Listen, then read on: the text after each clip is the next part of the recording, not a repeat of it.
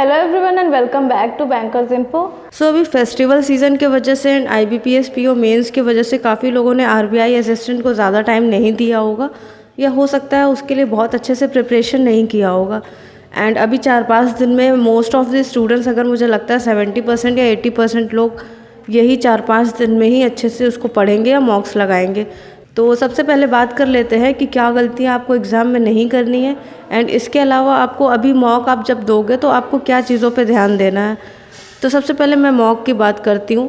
इस टाइम आपको daily basis पे, जैसे कि अभी 4 से 5 दिन ही बचा है, तो डेली बेसिस पे आप 3 से 4 मॉक दो, जितने आप लगा सको अभी, क्योंकि यहाँ पे आपको क्वालिटी पे फोकस नहीं करना है, क्वांटिटी पे फोकस करना है। जस्ट बिकॉज इसका कट ऑफ हाई जाता है, इसमें क्वेश्चंस आपको ज़्यादा अटैम्प्ट करने हैं, प्रैक्टिस आपको ज़्यादा चाहिए, तो आप प्रैक्टिस पे फोकस करो। जहाँ जिस चीज़ की रिक्वायरमेंट है आप उस चीज़ पे फोकस करो।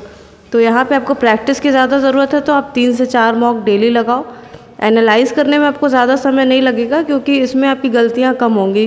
जस्ट बिकॉज इसमें क्वेश्चंस ईजी होते हैं, तो उतनी ज़्यादा गलतियाँ आपको नहीं देखने को मिलेंगी। इसके अलावा अभी 3-4 दिन ही रह गए हैं, तो आपको स्पीड मैथ्स की भी प्रैक्टिस करनी पड़ेगी। अपनी कैलकुलेशन स्पीड पे वर्क करना पड़ेगा, क्योंकि RBI असिस्टेंट का पेपर है, इसमें आपको इसके क्वेश्चंस दिखेंगे ही दिखेंगे। तो आपको अभी अपने कैलकुलेशन स्पीड पे काफ़ी वर्क करना पड़ेगा। एंड अगर आपकी प्रैक्टिस अच्छी है तो बहुत सही है, तब आप और प्रैक्टिस करो एंड और अच्छी करो।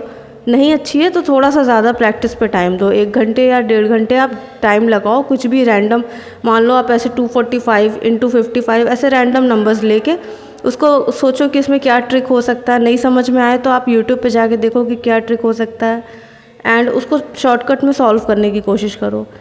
रीडिंग पे अभी फोकस नहीं करना है, क्योंकि जो आपकी RBI असिस्टेंट की इंग्लिश है वो ठीक ठाक लेवल की है। बहुत डिफ़िकल्ट नहीं है कि आपको रीडिंग की बहुत ज़्यादा रिक्वायरमेंट है, आपको पढ़ना पड़ेगा अलग से। तो इस एग्ज़ाम के लिए आपको रीडिंग अलग से नहीं करनी है। जो मॉक लगा रहे हो उसमें आपकी प्रैक्टिस हो रही है, तो इस पर टाइम वेस्ट नहीं करना है बिल्कुल भी। इसके अलावा एक्यूरेसी पे फोकस करना है। आप क्वेश्चंस लगा रहे हो, ठीक है, बट उसमें आप जल्दी जल्दी में जब आप लगाते हो तो गलतियाँ ज़्यादा होने लगती हैं। तो ये चीज़ ध्यान देना है कि जल्दी जल्दी क्वेश्चंस लगाने में मैं गलतियाँ ना करूँ। तो उस चीज़ पे फोकस करते हुए आपको पेपर सॉल्व करना है। इसके अलावा सीक्वेंस ऑफ क्वेश्चन या ऑर्डर ऑफ क्वेश्चन, इस पे बहुत ज़्यादा दिमाग लगाने की ज़रूरत नहीं है, क्योंकि इसमें आपको ज़्यादा क्वेश्चंस, मान लो आप 90-95 क्वेश्चंस करके आओगे, तो आप उसमें आप सेलेक्ट नहीं करोगे कि कौन सा पहले करूँ कौन सा बाद में करूँ। लाइन वाइज आप करते चलो। हाँ, इंग्लिश में ये चीज़ कर सकते हो कि RC को बाद में करो, बाकी क्वेश्चंस पहले कर लो। लेकिन मैथ्स एंड रीजनिंग में आपको सारा लाइन वाइज करना है, क्वेश्चन सेलेक्ट नहीं करने हैं, टाइम उसमें वेस्ट नहीं करना है। आप लोग जानते हैं कि एग्ज़ाम में सिस्टम्स ऐसे अलॉट होते हैं कि उसमें अगर आप एक पे एक स्विच करने में जाओगे तो आपका काफ़ी 1 मिनट के आसपास आपका टाइम वेस्ट हो जाएगा, जितने में आप 2 क्वेश्चन कर सकते हो।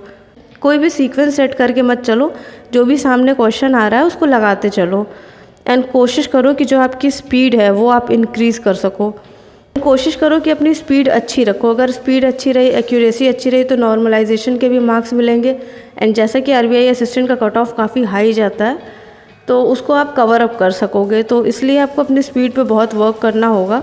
एंड ये 3-4 दिन है जो आप प्रैक्टिस करोगे, आपकी स्पीड बनी रहेगी, वो आपकी एग्ज़ाम में हेल्प करेगा। इस टाइम कोई भी डिफ़िकल्ट मॉक के पीछे मत भागो, जैसे गाइडली का मॉक होता है या ऑलिव बोर्ड का। आप सिंपल मॉक लगाओ, ईजी मॉक लगाओ, जिसमें क्वेश्चंस आसान देते हैं।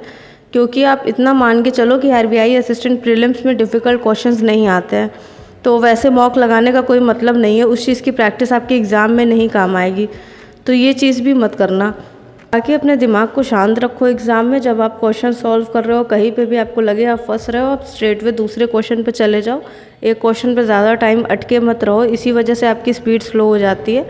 तो आप अपने दिमाग काम रखने की कोशिश करो एग्ज़ाम में।